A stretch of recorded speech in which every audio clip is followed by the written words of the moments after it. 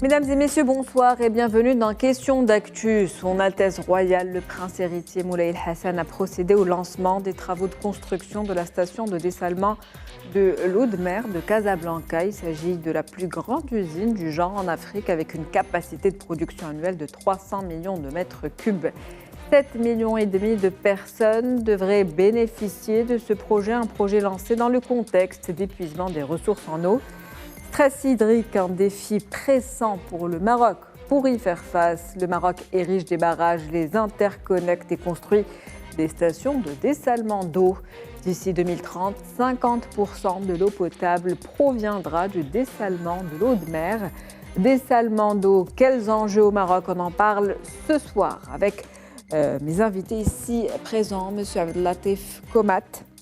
Vous êtes le doyen de la Faculté des sciences juridiques, économiques et sociales de Casablanca. Bonsoir. Bonsoir et merci pour l'invitation. Merci de l'avoir accepté. Avec nous également, M. Mohamed Serraj. Vous êtes directeur du pôle développement ONE, branche eau. Bonsoir. Bonsoir et merci pour l'invitation. Merci de l'avoir accepté. C'est un plaisir de vous avoir avec nous. Et puis, en distanciel avec nous, M. Azdine El-Midaoui.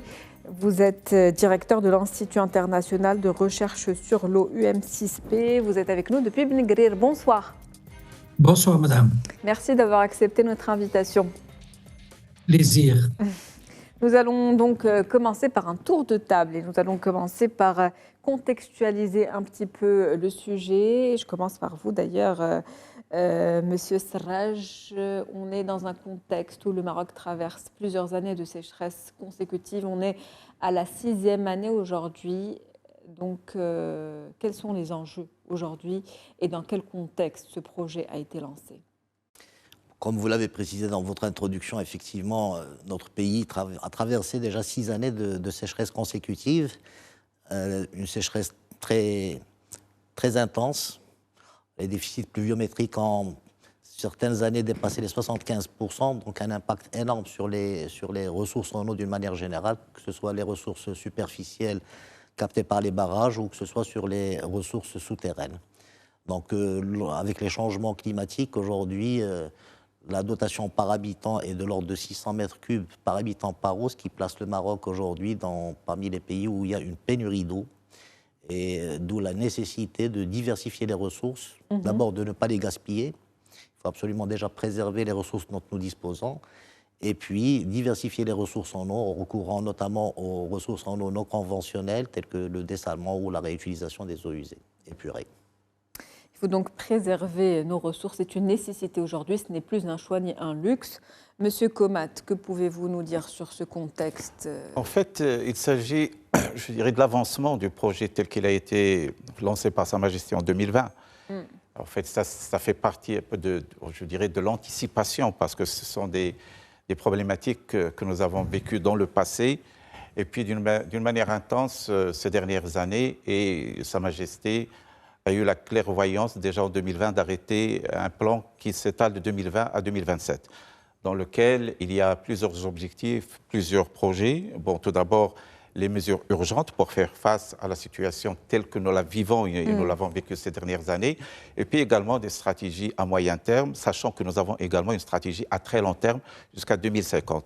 Mais le projet dans lequel s'insère en fait cette station de dessalement, c'est le projet 2020-27, dans lequel il y a plusieurs mesures, on peut y revenir, notamment, bien sûr, le dessalement de l'eau, mais également poursuivre la politique des barrages. Vous savez que c'est une tradition très ancienne au Maroc, et puis, bien évidemment, il s'agit d'aller encore plus dans cette politique. Et puis, il y a tout ce qui va avec, notamment tout ce qui concerne la réutilisation des eaux usées, en ce qui concerne le dessalement, bien évidemment, avec un plan qui a été entamé, mais qui va s'accélérer avec cette station, mais avec d'autres, pour que le Maroc ait des alternatives pour faire face à des urgences en eau potable, mais également, c'est une solution pour l'agriculture, bien que le dessalement n'est pas utilisé essentiellement, ne devrait pas être utilisé essentiellement ou directement pour l'agriculture, mais il y a une partie qui sera destinée à l'agriculture, et la libération des eaux conventionnelles pour qu'ils soient destinés vers l'agriculture, pour dire que c'est un objectif à multiples visions, aussi bien sociale qu'économique, urbaine qu'agriculture. Donc c'est un projet global et intégré qui s'intègre parfaitement dans la politique de développement dans notre pays. Un projet multidimensionnel, un projet qui s'inscrit dans une politique, comme vous venez de le dire, globale. Et on est en train de parler d'anticipation, comme vous l'avez dit dans votre introduction. Monsieur Midaoui, quels sont les enjeux pour vous aujourd'hui ? Écoutez, tout d'abord, j'appuie parfaitement les avis de mes collègues et je partage parfaitement leur analyse de la situation. Je voudrais dire un tout petit peu, Dieu merci, que la problématique de disponibilité de l'eau n'est pas l'apanage du Maroc ni de l'Afrique aujourd'hui, c'est un problème planétaire. Les changements climatiques sont venus accentuer ce phénomène de sécheresse à l'échelle de la planète, l'augmentation galopante de la population à l'échelle mondiale. Et donc, les besoins en eau augmentent de plus en plus avec le développement que nous vivons particulièrement au sein de notre pays. Et la grande question qui a été posée depuis l'indépendance auprès de tous les gestionnaires de l'eau, c'est comment adapter la mobilisation de ces ressources aux impératifs de développement économique et social du pays en prenant en compte le grand besoin de l'agriculture avec la modernisation, l'augmentation de la population et le grand besoin de l'industrie également. Alors, le Maroc, il a une tradition extrêmement ancestrale dans le domaine de gestion de l'eau. L'offre, la demande, la loi 95, rien que depuis l'indépendance, la stratégie nationale de l'eau, la loi 3615 qui a un tout petit peu cadré juridiquement l'utilisation des eaux non conventionnelles, le plan national de l'eau et enfin le programme national d'approvisionnement en eau potable et d'irrigation qui découle de ce plan national avec un budget quand même, aujourd'hui je pense qu'il dépassera les 150 milliards de dirhams. Pourquoi le Maroc a fait appel à ça, comme l'a signalé le programme et mes collègues? Parce qu'il a tout essayé techniquement. Il n'y a plus de pluie, donc il y a une sécheresse, les eaux de surface diminuent d'une manière drastique, les eaux souterraines, comme ça a été dit par Cissarraj également, et donc il continue à construire les barrages là où il y a de l'eau qui pleut. Il a procédé au transport d'eau. L'exemple de la connexion du bassin de Bourgrag avec le bassin du Sbou et bientôt Mrbé. Et puis après, donc, là où il n'y a pas d'eau, il faut faire appel aux ressources non conventionnelles, c'est-à-dire le dessalement et la réutilisation des eaux usées. C'est pour ça que le dessalement, ce n'est pas quelque chose de récent au Maroc, je le dis toujours. Il date des milieux des années 70 avec des installations au sud, dans nos provinces du sud, particulièrement à l'Ayoun, à l'OCP, à Fmloued. Mais aujourd'hui, on constate qu'il progresse malgré nous, parce que l'eau n'a pas de prix, il progresse malgré nous vers pas simplement le centre, mais également vers le nord et même à l'intérieur du pays, comme Khnefra avec la station de déminéralisation de l'eau saumâtre. Voilà. Donc, je pense que sur le plan de la dimension stratégique et de la gestion des ressources en eau, que nous avons beaucoup d'avance par rapport à beaucoup de pays voisins et par rapport à beaucoup de pays. Je pense que nous méritons une palme d'or en ce qui concerne cette période de sécheresse dont souffrent énormément d'êtres humains à l'échelle de la planète, dans la plupart du territoire national. Et ça, je dis quand même félicitations aux gestionnaires. On arrive à ouvrir l'eau dans un hôtel, dans une maison, et à voir pratiquement, nous ne sommes pas arrivés, sauf dans quelques exceptions, nous ne sommes pas arrivés à avoir des coupures de 24 heures ou bien de coupures durant la nuit, ainsi de suite. Donc, je pense que c'est une politique anticipative qui a commencé depuis très longtemps et qui a capitalisé sur le savoir-faire marocain en matière de gestion de ces ressources en eau. Une politique donc participative qui a capitalisé sur le savoir-faire marocain, comme vous venez de le dire, le dessalement d'eau qui est aujourd'hui une alternative donc à cette pénurie d'eau, de cette ressource donc aujourd'hui devenue rare. Et comme l'a bien expliqué notre ami Monsieur El Midaoui, la démographie qui augmente et le besoin en eau qui augmente avec cela. C'est dans ce contexte donc qu'on se situe un petit peu aujourd'hui. Et justement, je reviens vers vous, Monsieur Serraj, si on devait parler des besoins en eau, au niveau national, ces besoins s'élèvent à peu près combien? Alors, d'abord, je commencerai par parler de la ressource d'une manière générale. Comme vous le savez, le Maroc reçoit pratiquement 22 milliards de mètres cubes par an, dont 18 milliards sont captés au niveau des barrages et 4 milliards au niveau des nappes.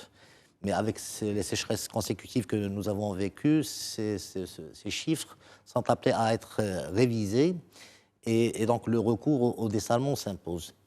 Alors, aujourd'hui, les besoins en eau potable à travers le royaume sont de l'ordre de 1,5 milliard de mètres cubes.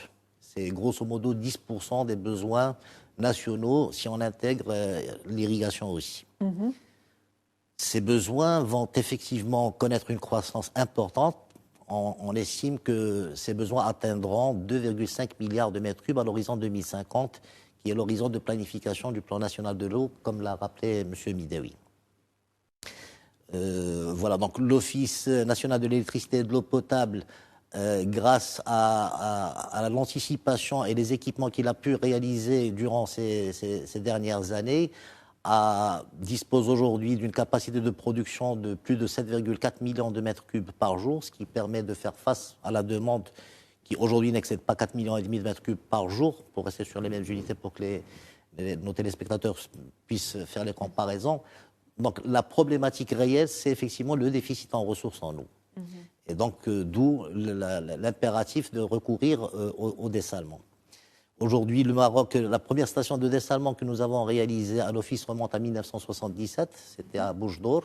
Et aujourd'hui, à l'échelle nationale, il y a 14 stations de dessalement avec une capacité de 235 millions de mètres cubes par jour, dont 115 millions pour l'eau potable, 74-75 millions pour l'industrie avec les installations de l'OCP notamment, et puis 45 à 46 millions de mètres cubes par an pour l'irrigation à travers la station de Choukao qui a été réalisée et mise en service en 2022 grâce à une mutualisation entre l'Office national d'électricité et de l'eau potable et le ministère de l'Agriculture.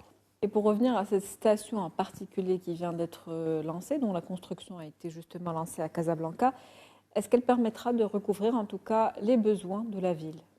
Absolument. Les besoins de la ville. Capacité de combien à peu près? Alors, la station de dessalement de Casablanca est dimensionnée pour 300 millions de mètres cubes par an, dont 250 millions destinés à l'eau potable et 50 millions de mètres cubes destinés à l'irrigation. Aujourd'hui, les besoins de la ville de Casablanca sont de l'ordre de 200 à 210 millions de mètres cubes. Mais cette station alimentera, en plus de la ville de Casablanca, la ville de Stat, la ville de Barchid et toutes les localités littorales, Sidi El Hal, Had Soualem, etc. Donc, on est face à un besoin de 230 à 240 millions de mètres cubes qui peuvent être, bien entendu, alimentaires grâce à cette station de dessalement. En plus de cela, bien entendu, il y a le volet irrigation d'un périmètre au niveau de Sidi El Hal pour un volume de 50 millions de mètres cubes par an. En tout cas, elle permettra de répondre pleinement aux besoins de la région. Et justement, Monsieur Komat, si on parlait de la mise en œuvre de ce projet, quand est-ce qu'on pourrait parler d'opérationnalisation? Alors l'opérationnalisation, il est planifié en fait sur deux étapes.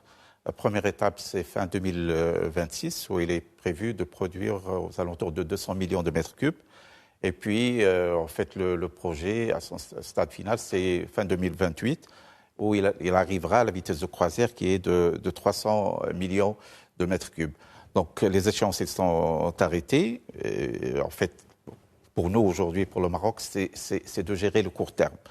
C'est de gérer d'ici 2026-2028, sachant qu'au-delà de cette station, il y en a d'autres qui sont programmées, notamment celle de Jadida, celle de Safi. Il y a celle de l'Oriental, également, qui est d'une très grande taille, parce que, comme l'a dit Serraj et El Midaoui, c'est vrai, c'est une tradition au Maroc depuis les années 70, mais de projets de telle dimension, d'accord, que ce soit celui de Casablanca avec 300 millions de mètres cubes et celui de l'Oriental aux alentours de 200 millions de mètres cubes, ils vont permettre au Maroc de pratiquement multiplier par 7 sa capacité de dessalement. On va passer pratiquement à 1 milliard de mètres cubes et il est prévu de desservir pratiquement 50% de la population justement en eau potable à partir de dessalement. 1 milliard de mètres cubes qui est le besoin en fait, au niveau national. Le besoin, c'est aux alentours de 2 milliards et il s'agit le dessalement permettra de fournir 1 milliard. Ça veut dire que le Maroc pourra en fait satisfaire 50% de la population en eau potable. On peut justement le puiser à partir de dessalement.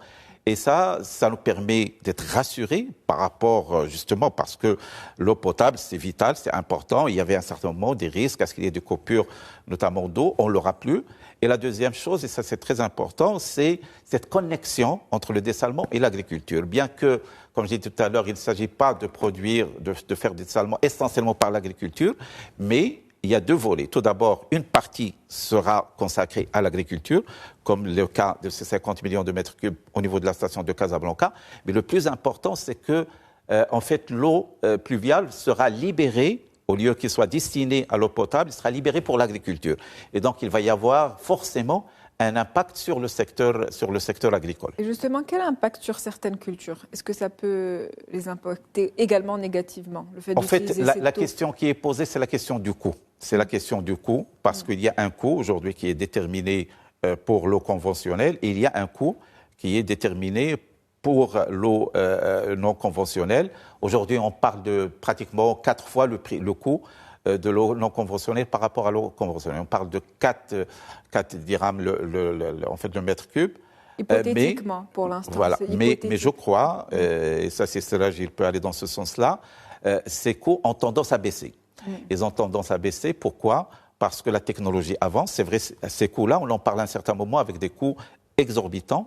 Maintenant, il y a tendance. Il y a 2-3 années, on parle de 5 à 6 dirhams, maintenant 4 dirhams. Et je crois que les coûts ont tendance à baisser. Et la deuxième chose, c'est que ça s'inscrit parfaitement dans la politique et la stratégie du Maroc en ce qui concerne l'utilisation des énergies renouvelables. Et ça, moi, je crois que c'est salutaire pour notre pays sur plusieurs dimensions. La dimension environnementale, le positionnement du Maroc par rapport à ses engagements en termes de protection de l'environnement, et puis l'impact sur le coût, parce que le Maroc est connu comme aujourd'hui un des pays qui a le plus grand potentiel, même au niveau mondial, en ce qui concerne le recours aux énergies renouvelables. Et donc c'est pour ça que j'ai évoqué tout à l'heure ces dimensions d'intégrer, parce qu'ils s'intègrent dans d'autres stratégies du Maroc, notamment de renforcer l'utilisation de tout ce qui est énergie renouvelable. Absolument. Et pour rester justement dans l'agriculture, avec vous, Monsieur Midaoui, comment l'eau dessalée à usage agricole peut-elle justement contribuer à cette sécurité alimentaire dans le royaume, mais aussi dans la région du continent? Très bien. Mondialement, pour être honnête avec vous, je pourrais vous dire pas plus de 1% de l'eau dessalée à l'échelle mondiale qui est utilisée dans l'agriculture. Comme a dit Sekomat, c'est un problème de coût. Mais quand on n'a pas de solution, on peut utiliser le dessalement pour les produits agricoles de forte valeur ajoutée, préférable. Sinon, l'État il va subir des subventions qui sont un tout petit peu très dures pour le budget. Et donc le dessalement mondialement, il est utilisé principalement pour l'eau potable, suivi par l'industrie, par le tourisme, et dans certains cas pour l'agriculture, quand on n'a pas de solution telle que le cas des pays du Golfe, mais qui disposent d'abord de l'énergie pratiquement gratuite et qui disposent également de moyens financiers qui sont un peu plus importantes. Donc automatiquement, je dirais que l'appel au dessalement pour l'agriculture ne doit pas se faire systématiquement, il doit se faire quand il y a un produit de forte valeur ajoutée ou bien quand il y a une nécessité vitale, on n'a pas d'autre solution. Dans ce cas, je pense qu'il n'y a pas d'alternative. Par contre, là, dans ce cas, il faut aller beaucoup plus vers la réutilisation des eaux usées. Il y a également un programme très ambitieux dans le plan national d'approvisionnement en eau potable et d'irrigation qui contient une bonne partie de réutilisation des eaux usées parce que d'abord c'est riche en nutriments et puis en termes de coût, c'est pratiquement la moitié du dessalement. Mais laissez-moi préciser deux choses par rapport à la station de Casablanca parce qu'aujourd'hui, je vais vous donner le chiffre. Aujourd'hui, nous produisons à l'échelle du Maroc à peu près 260 millions de mètres cubes par an, c'est-à-dire à peu près 700 000 mètres cubes par jour, avec des pourcentages qui varient. Les trois grands opérateurs sont l'OCP avec 46%, 120 millions de mètres cubes, et puis l'ONI 42% avec 110 millions de mètres cubes, si ça va, je pourrais me corriger, et puis le département d'agriculture avec 27 millions de mètres cubes. Cette station, vous avez tout à fait raison, et ça a été dit par Cissarraj et par vous-même, madame, cette station à elle seule, elle va produire plus que ce que nous avons produit depuis très longtemps. C'est-à-dire, aujourd'hui, on est à 257, une seule station de Casablanca, il va produire 300 millions de mètres cubes. Je pense que c'est pas simplement la plus grande station d'Afrique, mais je pense que c'est la deuxième ou la troisième, allez, quatrième station de dessalement mondialement, parce que, selon mes connaissances, il n'y a pas beaucoup de stations qui atteignent ou bien qui dépassent le 1 million de mètres cubes par jour.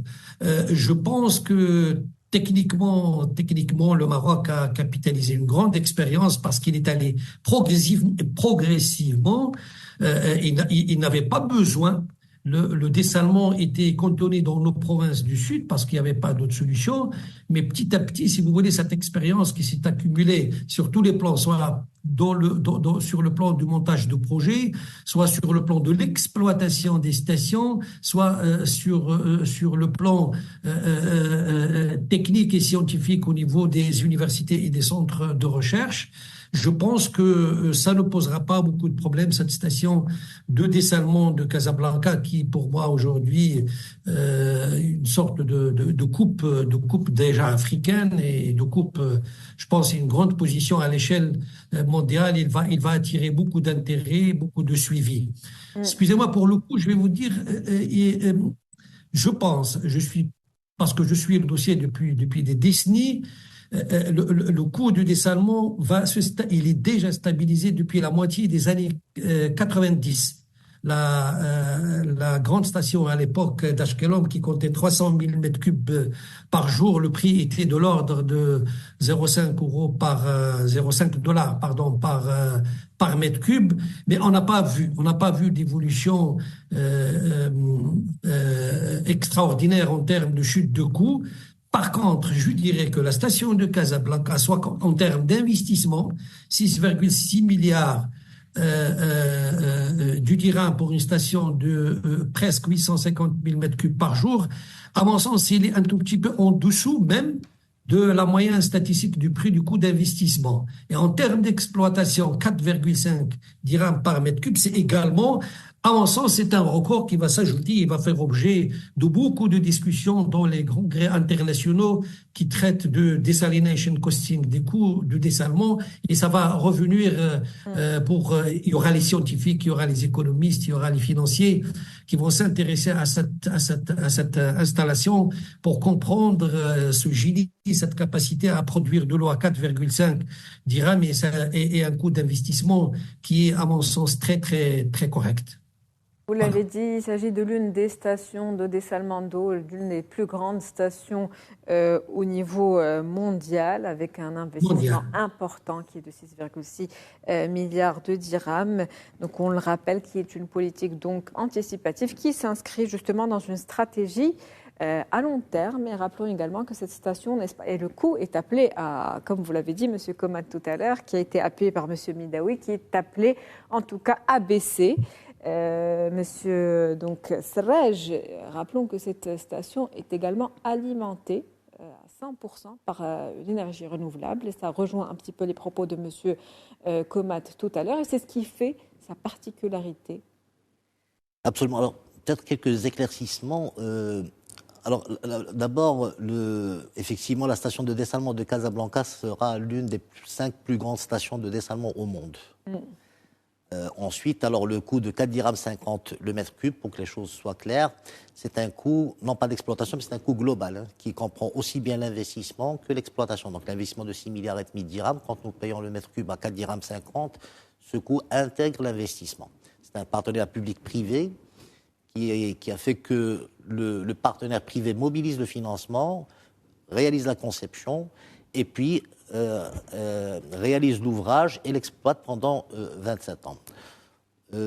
Deuxième précision peut-être, c'est par rapport à la qualité, notamment dans le domaine agricole. Il faut savoir qu'une fois que l'eau est dessalée, on a obligatoirement besoin de la reminéraliser pour la rendre potable ou la reminéraliser pour qu'elle puisse répondre aux besoins de l'irrigation. Donc, à la sortie de la station de dessalement, l'eau produite répond parfaitement aussi bien aux besoins de l'eau potable qu'aux besoins de l'irrigation. Troisième peut-être éclaircissement, c'est que la mise en service de cette station interviendra dans la deuxième phase de la station de dessalement interviendra vers la mi-2028, donc l'été 2028. Et alors, nous avons effectivement utilisé les dernières technologies pour la réalisation de cette station de dessalement, effectivement alimentée par les énergies renouvelables de sources éoliennes à 100%, ce qui permet d'optimiser le coût. Mais ce n'est pas la seule station de dessalement qui va être alimentée exclusivement par de l'ENR. La station de dessalement de Dakhla, qui est en cours de développement par le ministère de l'Agriculture, sera également alimentée à 100% par des énergies renouvelables. À côté puisque la composante en fait énergie constitue un lourd fardeau dans l'exploitation des stations de dessalement, c'est 40 à 60% du coût finalement du mètre cube d'eau dessalée. Donc l'intérêt est de pouvoir optimiser tout ce qui se rapporte à l'énergie. Donc le recours aux énergies renouvelables, c'est extrêmement important et notre pays dispose d'avantages énormes et d'une vision royale qui a permis justement de développer ces énergies renouvelables et de pouvoir répondre à ces besoins de dessalement pour faire ce nexus eau-énergie. Et d'un autre côté, l'évolution de la technologie permet aujourd'hui de réduire la consommation. La station de dessalement de Casablanca, par exemple, c'est une consommation spécifique de 2,6 kWh au mètre cube. C'est l'un des ratios les plus bas au monde. Et cela est permis grâce à plusieurs technologies, notamment la récupération d'énergie. Quand nous produisons de l'eau dessalée, nous produisons également de la saumure. Cette saumure sera à des pressions très élevées et au lieu de rejeter cette saumure à une pression élevée, donc avec une énergie, nous récupérons cette énergie, on la réinjecte dans le processus pour permettre justement d'optimiser tout ce qui est lié à l'énergie. Au-delà de cela, bien sûr, il y a tout ce qui est membrane, tout ce qui est dispositif de démarrage des pompes qui permettent aujourd'hui d'avoir une consommation extrêmement optimisée et de sortir avec finalement un coût de production globale, investissement et exploitation pour le cas de Casablanca de 4,50 dirhams à peu près. Il y a aussi peut-être un élément important à retenir, c'est que si nous avons réussi à avoir ce coût, c'est parce qu'il y a l'effet d'échelle. Nous ne pouvons pas imaginer, même aujourd'hui, avec cette évolution technologique, avoir un coût similaire pour des stations de dessalement qui sont de moins grande capacité. Et donc, tout l'intérêt et l'ingéniosité doivent se focaliser justement sur le regroupement, la mutualisation pour faire des stations de dessalement d'une taille suffisamment importante et de bénéficier justement de cet effet d'échelle pour avoir des coûts de sortie qui soient les plus proches possibles de celui de Casablanca. En l'occurrence, la station de l'Oriental qui sera bientôt engagée et qui est prévue pour une capacité de 350 millions de mètres cubes par an. C'est une station qui va être encore plus grande que celle de Casablanca. On peut espérer effectivement que le coût de sortie de cette station soit effectivement similaire, voire inférieur à celui de Casablanca. Une technologie en tout cas de pointe qui est aujourd'hui utilisée pour optimiser l'utilisation et la préservation de l'eau, donc au maximum. Vous l'avez dit tout à l'heure, on est à 14 stations actuellement opérationnelles. Il y en a plusieurs en cours de construction. Si on devait faire le total par rapport à celles qui sont en construction, on arriverait à combien de stations ? Il y a une vingtaine de stations de dessalement entre celles qui sont en cours de réalisation, comme c'est le cas à Sidi Ifni ou à Dakhla. et celles qui sont en cours, programmées ou en cours de développement. Donc ça fait une vingtaine de stations de dessalement. Alors ça va permettre d'avoir un volume additionnel d'eau dessalée d'ici à l'horizon 2030 de pratiquement 1,7 milliard de mètres cubes. Et à l'horizon 2050, on sera aux alentours en France, on sera à plus de 2 milliards de mètres cubes de débit additionnel. Chiffre non négligeable en tout cas. Absolument. D'où ce que disait mon ami Sikoma tout à l'heure. Effectivement, l'eau dessalée représentera pratiquement 50% répondra à 50% de la demande en eau potable et à une fraction très importante en matière d'eau d'irrigation. D'ici 2030, donc c'est proche. Déjà d'ici à 2030, absolument. Et justement, pour rester sur ce volet technique avec vous, quels sont les défis techniques qui peuvent être, auxquels on peut être confronté dans la construction et la mise en œuvre et le fonctionnement de cette station de dessalement? Alors, tout ce qui est technologie de dessalement, c'est très maîtrisé, ça ne pose pas de problème particulier. La vigilance est apportée notamment aux aspects liés aux travaux maritimes, qui sont assez complexes, notamment quand on travaille sur l'Atlantique. C'est des ouvrages assez compliqués. Pour le cas de Casablanca, par exemple, nous allons avoir 2 émissaires pour prélever l'eau de mer sur pratiquement 2 km. Et un rejet de saumure qui va être réalisé sur 2,5 km dans la mer. Donc ce sont des ouvrages assez complexes à réaliser. Qui ne pourra pas être capté pour le coup aussi? Alors, non, le captage, en fait, c'est pour l'alimentation de la station de dessalement en eau de mer. Donc ça va se faire à travers 2 émissaires qui font chacun presque 2 km, 1,9 km à peu près. Et puis, une fois que l'eau est dessalée, la saumure qui est produite, elle est rejetée. Ce rejet se fera à travers un autre émissaire, un 3e, qui lui fera 2,5 km. Et justement, le choix de cette distance, même si ça augmente le capex, l'investissement, est fait de sorte que de réduire au maximum l'impact sur l'environnement.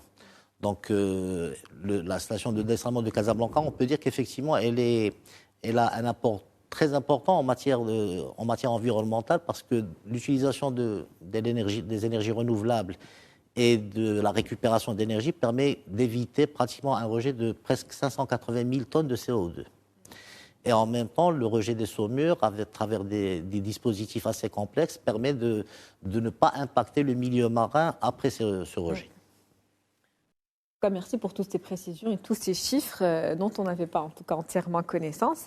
Monsieur Midaoui, comment ce projet, selon vous, s'inscrit dans la politique nationale de l'eau? Pardon, excusez-moi, je ne vous ai pas bien entendu. Comment ce projet de station de dessalement d'eau s'inscrit dans la politique nationale de l'eau?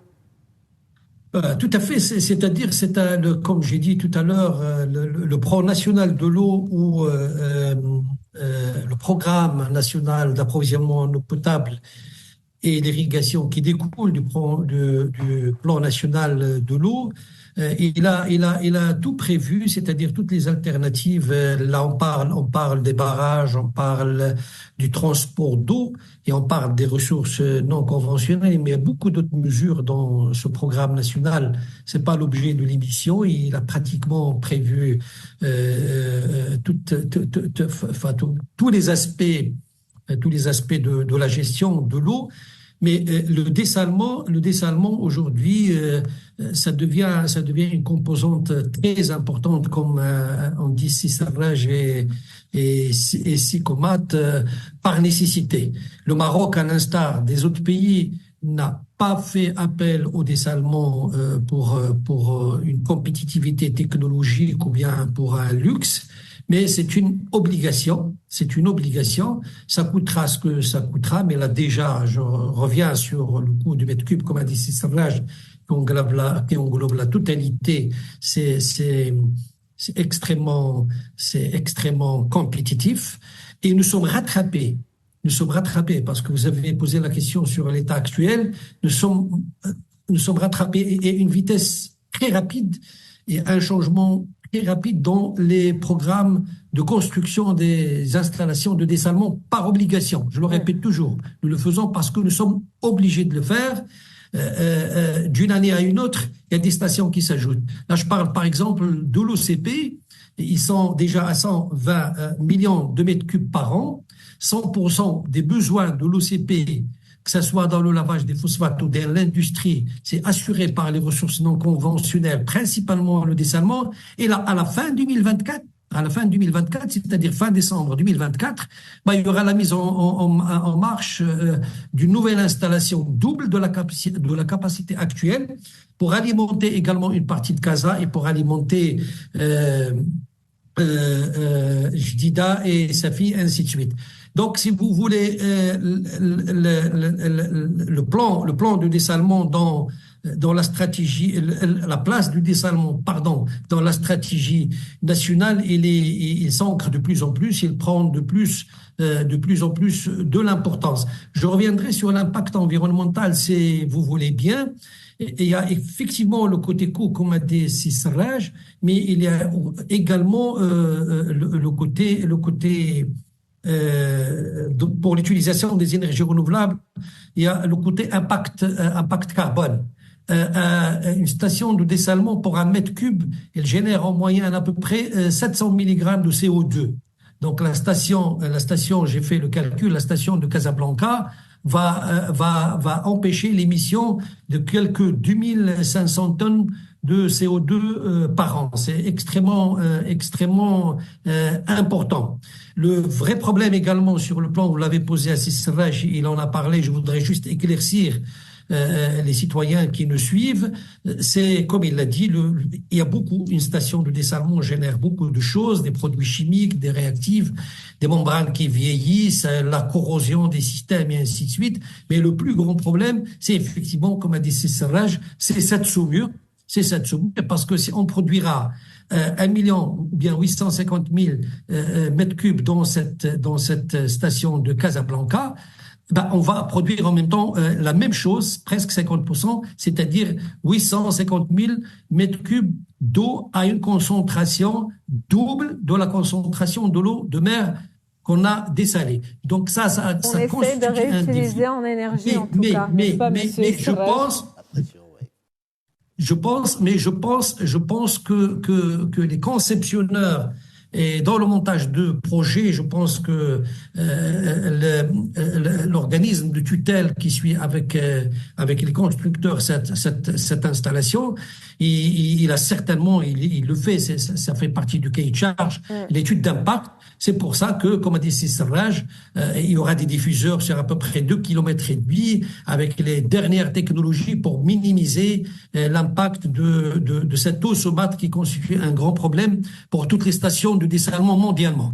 Maintenant, dans les universités, dans les centres de recherche, il y a beaucoup de travaux qui sont conduits gauche et droite pour pouvoir effectivement limiter cet impact, mais valoriser cette saumure qui contient énormément de métaux précieux, qui contient énormément de choses. Si on arrive à les isoler, à les concentrer, on va aller vers la valorisation de cette saumure. Mais globalement, pour résumer, si vous voulez, je reviens toujours à cette station de Casablanca, je pense que sur le plan environnemental, il y a une étude d'impact très poussée qui a été faite et pratiquement tout a été prévu. C'est pour ça que je me réjouis des informations que j'entends, que les mesures de diminution d'impact environnemental ont été prises et des solutions, je dirais, des dernières technologies sont installées dans cette station de dessalement. Donc, pour résumer votre question, je pense que le dessalement, j'espère qu'on n'en aura pas besoin. Et la question va se poser alors pourquoi on construit des stations? Mais ça, anticipation, on l'a dit. en termes de gestion,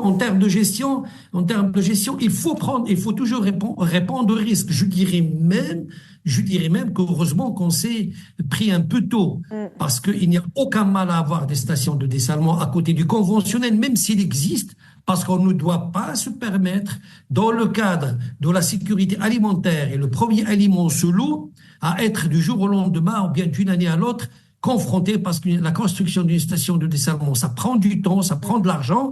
Donc, moi, je dirais, même s'il pleut dans les années prochaines, je pense que c'est une grande décision, c'est ce qu'on appelle une politique intégrée, qui a pris en considération les risques des changements climatiques, combien d'années ils vont durer, comment ça va se passer, quand est-ce qu'on reviendra à la norme. Donc, ça va être toujours une mesure de sécurité du pays. Vous l'avez dit, un projet hautement stratégique, par anticipation d'ailleurs, et du coup qui a un coût environnemental, mais un coût qu'on essaie de minimiser en tout cas au maximum par l'emploi de technologies de pointe. Monsieur Komat, ce projet qui sert à effectivement alimenter en eau la ville de Casablanca, mais pas seulement, il y a aussi un autre volet qui est plutôt économique et qui va permettre de créer des emplois pendant la construction et après. En fait, ce genre de projet, c'est vrai qu'il y a la question de la rentabilité, mais on évalue ce genre de projet par l'étude d'impact, qui dépasse la dimension financière.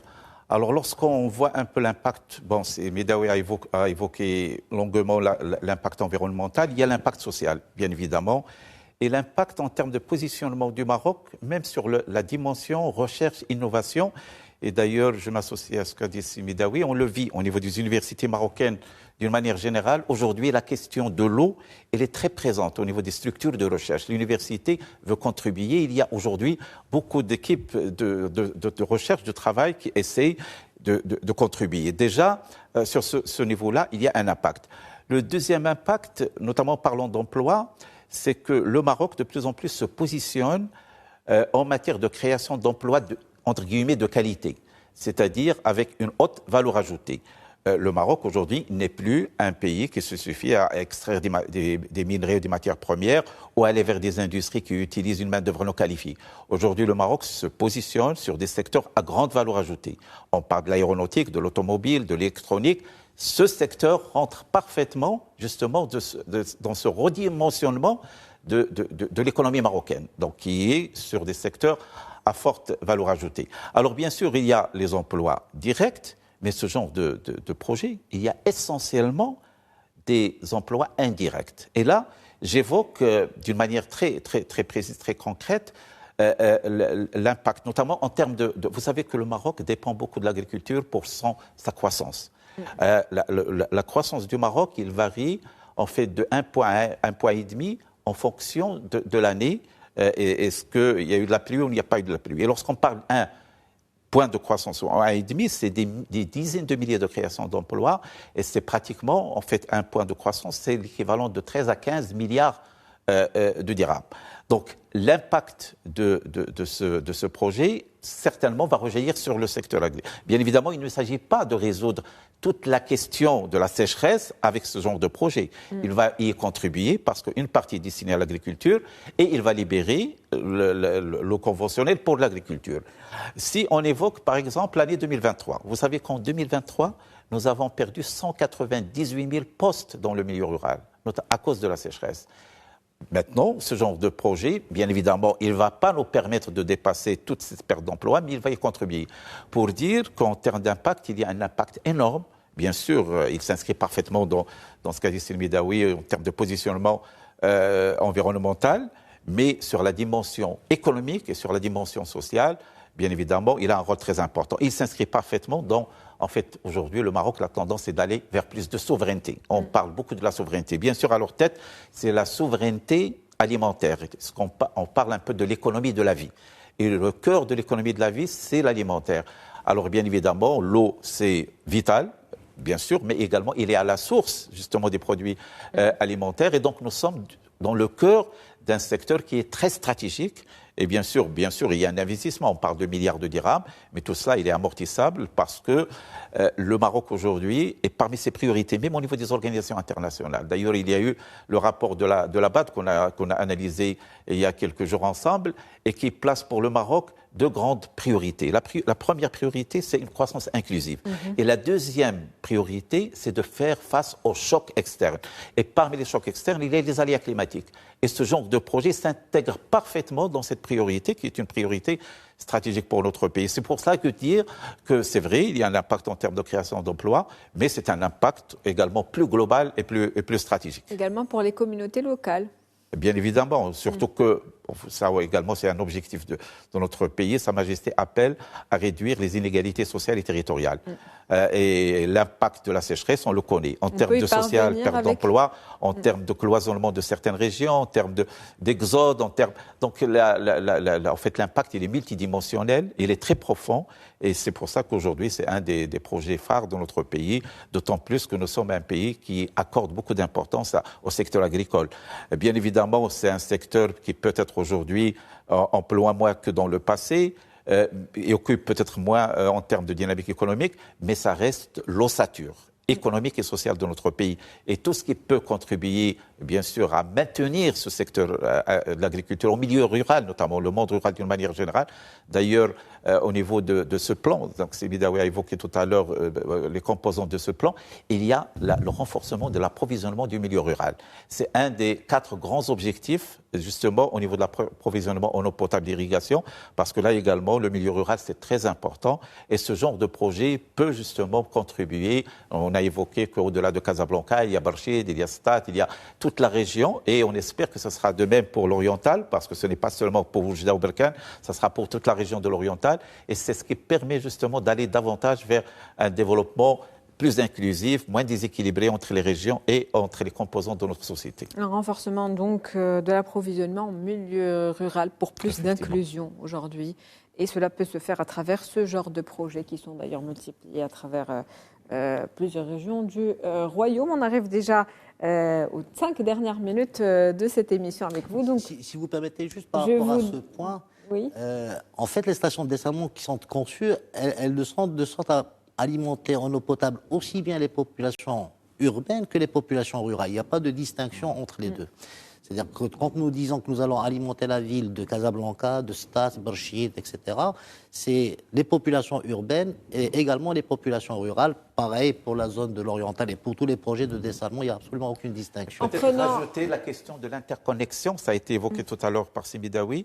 En fait, le projet phare qui a été lancé l'été dernier, en fait, qui a relié le bassin de Sbo à Bourgrag, et puis c'est ce qui a permis à notre région, notamment la région Casablanca-Stade, de continuer à approvisionner en eau potable d'une manière régulière. Et aujourd'hui, cette interconnexion ne va pas s'arrêter là, parce que lorsqu'on parle de dessalement, on pense essentiellement aux villes qui sont sur le littoral, mais il va y avoir de l'interconnexion qui va permettre d'alimenter certaines villes de l'intérieur, notamment grâce à ce dessalement.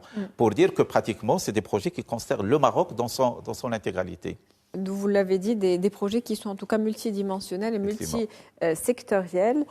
Un dernier mot, Monsieur Sarraj, avant de terminer cette émission. Alors, je reviendrai peut-être à la station de dessalement de Casablanca. On a parlé de l'emploi. Alors, juste quelques chiffres par rapport à cette thématique spécifiquement. Pour la construction, nous attendons la création de 1800 emplois. Et pour la phase d'exploitation par la suite, on table sur pratiquement 70 emplois stables. Ceci, exclusion faite, comme le disait Sikoma tout à l'heure, des emplois créés dans le domaine de l'agriculture, mais également dans le domaine industriel, touristique, etc. Parce que cette station de dessalement servira à l'alimentation en eau potable. Quand on dit l'eau potable, c'est l'eau potable et industrielle. Donc c'est finalement l'impact de cette station sera multidimensionnel et touchera plusieurs secteurs. Un impact multidimensionnel. Monsieur Midaoui, un dernier mot?